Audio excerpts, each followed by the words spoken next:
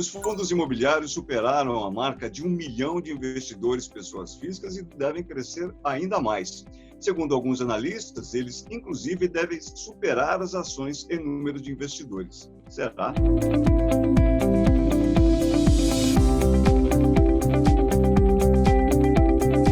Olá, seja bem-vindo ao Da Poupança Bolsa, um programa da Ativa Investimentos que ajuda você a entender e a se atualizar sobre o mundo dos investimentos.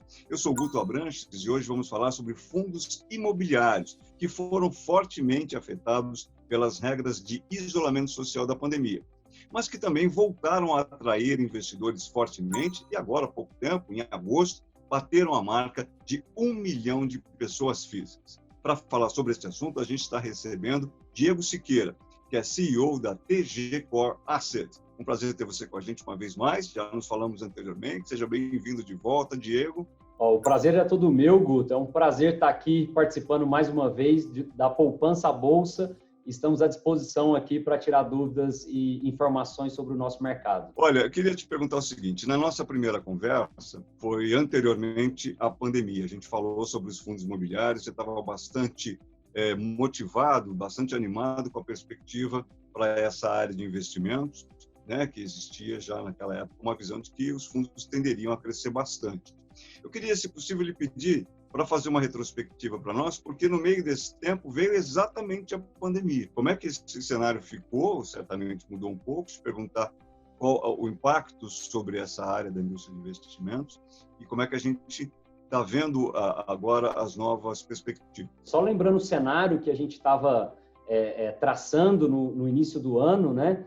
A perspectiva era que tínhamos um juros baixo, uma inflação controlada e, com certeza, a economia como um todo tinha tudo para andar, né? E os fundos imobiliários, como são atrelados diretamente à atividade econômica, poderiam surfar um crescimento bastante expressivo. Mas, como você mesmo disse, Guto, veio essa surpresa, né? Essa bigorna que caiu na cabeça de todos nós, que foi a pandemia. Ali, em meados de março, de repente, aquela incerteza, né?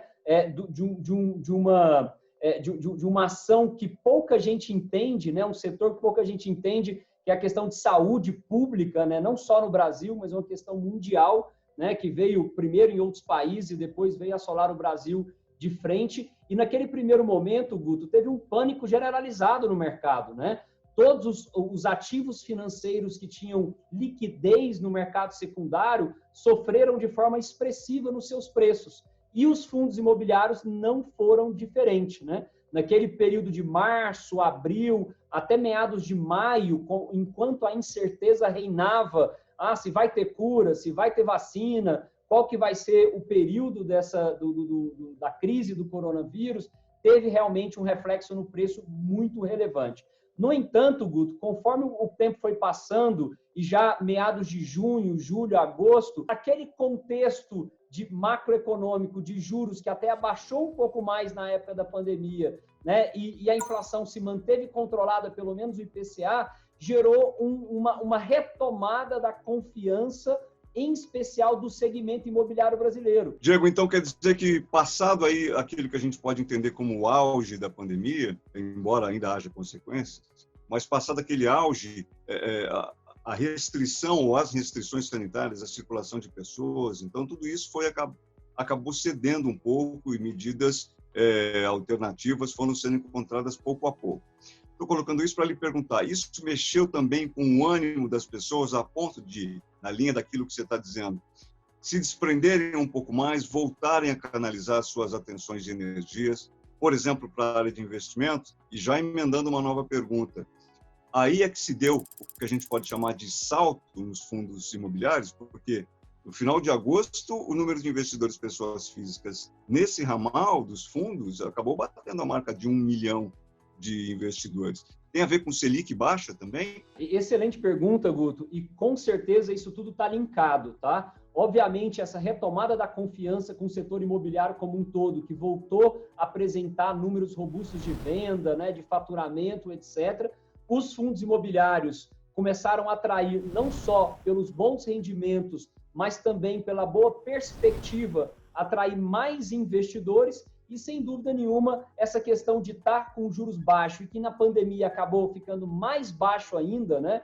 Então, a poupança, a renda fixa, entregou um rendimento mais baixo ainda do que já estava integrando, acabou canalizando mais e mais investidores e, como você disse, lembrou muito bem, atingimos a excelente marca de 1 milhão de investidores em fundos imobiliários no Brasil. Mais impressionante do que o número quantitativo, Guto, é o crescimento desse número nos últimos anos. Se você for pegar há 3 anos atrás, Guto, esse número girava em torno de 100 mil investidores. Então, não é só que a gente atingiu 1 milhão, é que nós multiplicamos por 10 a quantidade de investidores nos últimos 3 anos no segmento de fundos imobiliários. Então, isso realmente é impressionante e a gente acredita que essa tendência deva continuar, né? E há quem acredite que a quantidade de investidores em fundos imobiliários devem superar o CPF em ações no Brasil no médio prazo. A própria adesão dos investidores às ações, o número de pessoas físicas, relembrando, ultrapassou 3 milhões de investidores pela primeira vez. E vocês acreditam que os FIIs, os fundos de investimento imobiliário, fundo imobiliário de investimento, me corrija quando eu errar, vão superar inclusive isso para se tornar, como você está dizendo, a nova poupança dos brasileiros?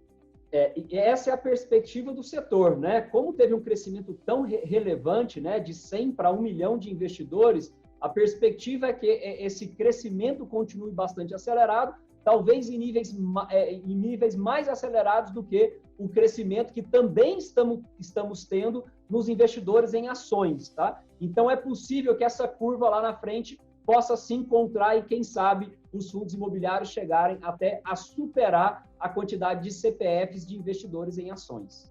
Tá bem, Diego. Para a gente, já pensando no encerramento aqui da nossa conversa, quais os cuidados o investidor deve observar para ingressar aí nos fundos imobiliários? Que atenção ele deve ter para quais aspectos? Dá para encontrar os fundos da TG Core na plataforma da Ativa, por exemplo, que ali tem toda uma consultoria especializada para evitar qualquer atropelo. O que você nos diz?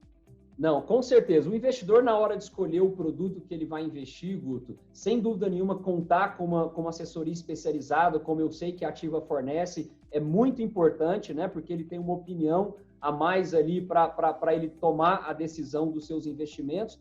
Mas, além disso, é muito importante ele entender o que tem dentro dos fundos. Porque, Guto, seja os fundos imobiliários, seja os fundos multimercados, seja os fundos de ações, o fundo nada mais é do que uma casca, né? Uma casca que tem um portfólio de ativos investidos. Então, é muito importante você explodir essa casca e entender o que está sendo investido lá no final da linha, né?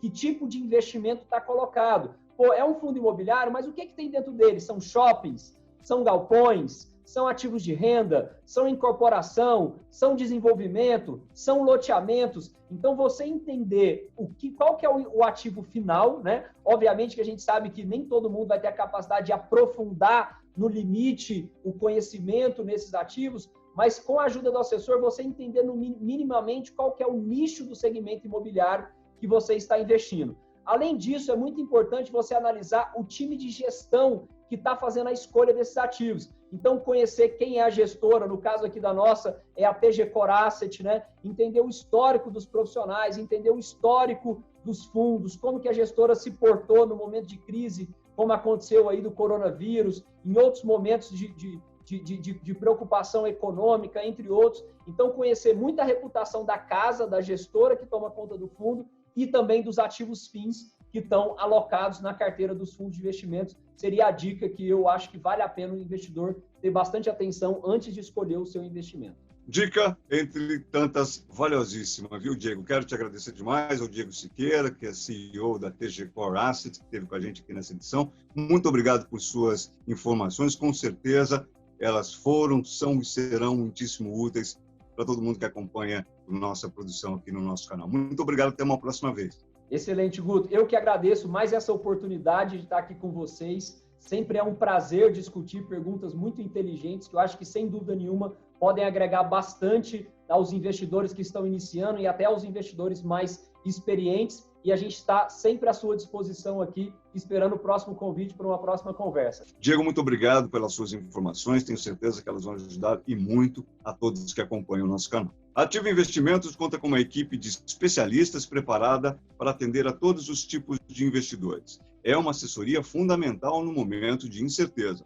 Se você quiser contar com esta assessoria, abra sua conta gratuitamente em ativainvestimentos.com.br. Se você gostou desse vídeo, não deixe de se inscrever e de dar uma olhada nos outros vídeos do nosso canal. Eu sou Guto Abranches, até o próximo Da Poupança à Bolsa.